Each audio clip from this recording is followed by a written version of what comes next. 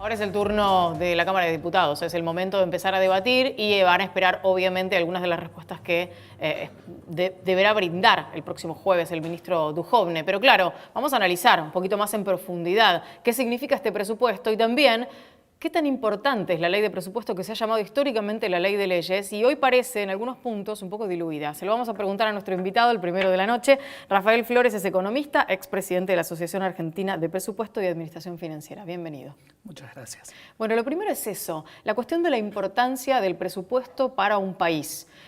Siempre hemos dicho es la ley de leyes, es lo fundamental para el funcionamiento de todo el año en materia de todo lo que se va a utilizar en el gasto social, lo que se va a derivar a cada una de las carteras, qué va a ingresar, qué va a salir. Y sin embargo vemos históricamente que muchos de los objetivos no se cumplen. Bueno, esto tiene que ver con que hay una parte central del presupuesto que generalmente no se tiene en cuenta, porque el presupuesto es lo que el Estado va a hacer a lo largo de un año. Cuáles son los bienes y servicios que el Estado, que el sector público nos va a proveer y cuánta es la plata que nos va a pedir a todos los ciudadanos para poder proveer esos bienes públicos.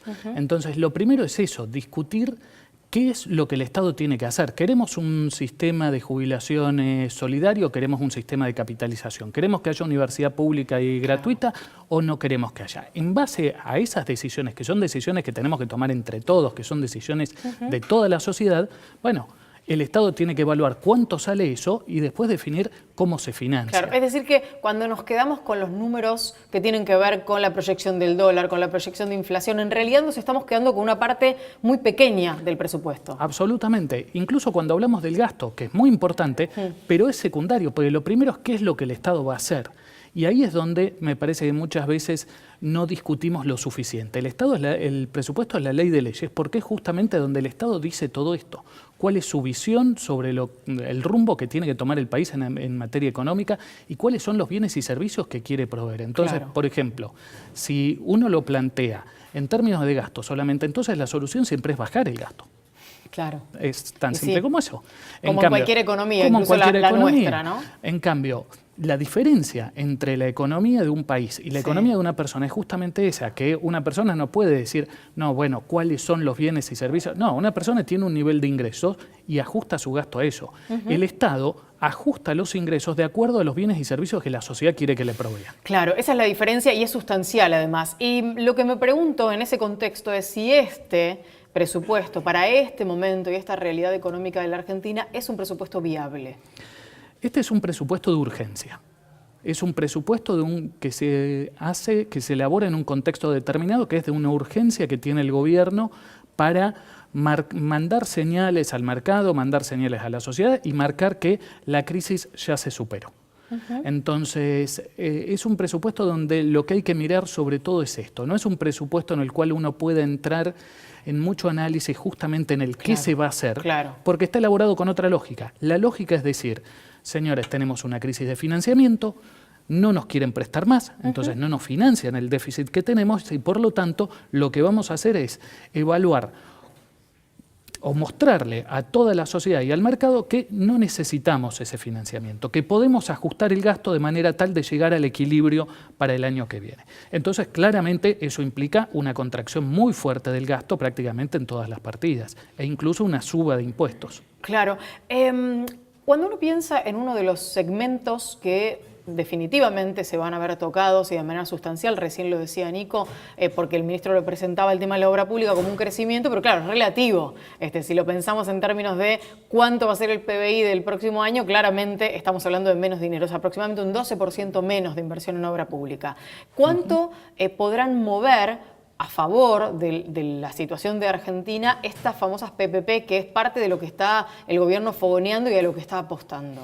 Esa fue la gran apuesta del gobierno para este año y después aparecieron los problemas, porque la idea de los PPP es que el privado consigue el financiamiento, hace la obra y después o le paga el Estado o cobra, supongamos si es una ruta, cobra los peajes y de esa manera se puede hacer obra pública sin que el Estado tenga que adelantar la plata o tenga que pagar la plata al principio.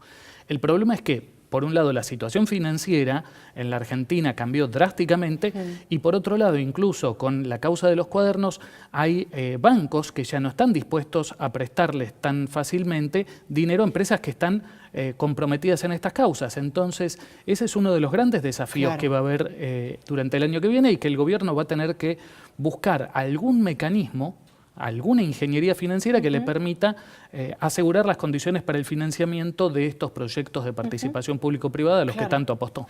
En esa ingeniería están también otros protagonistas a los que el Estado nacional les ha pedido una colaboración.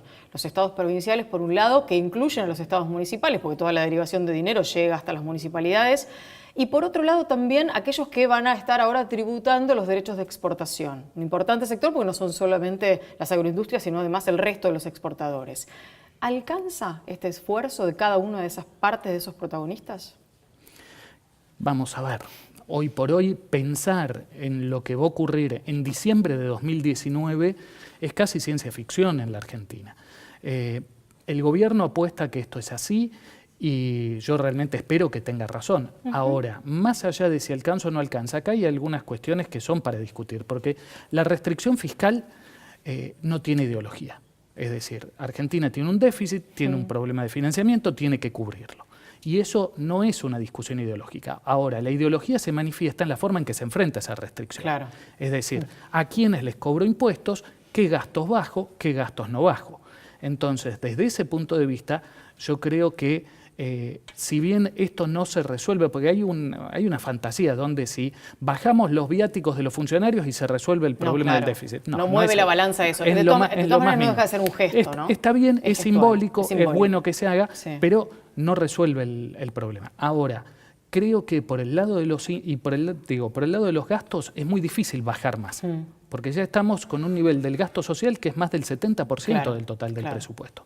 Entonces, es muy difícil contraer eso, donde además hay gastos como las jubilaciones que se actualizan directamente por una fórmula. Entonces, eso no se puede bajar más. Pero del lado de los ingresos, creo que hay espacio para plantear algunas cuestiones.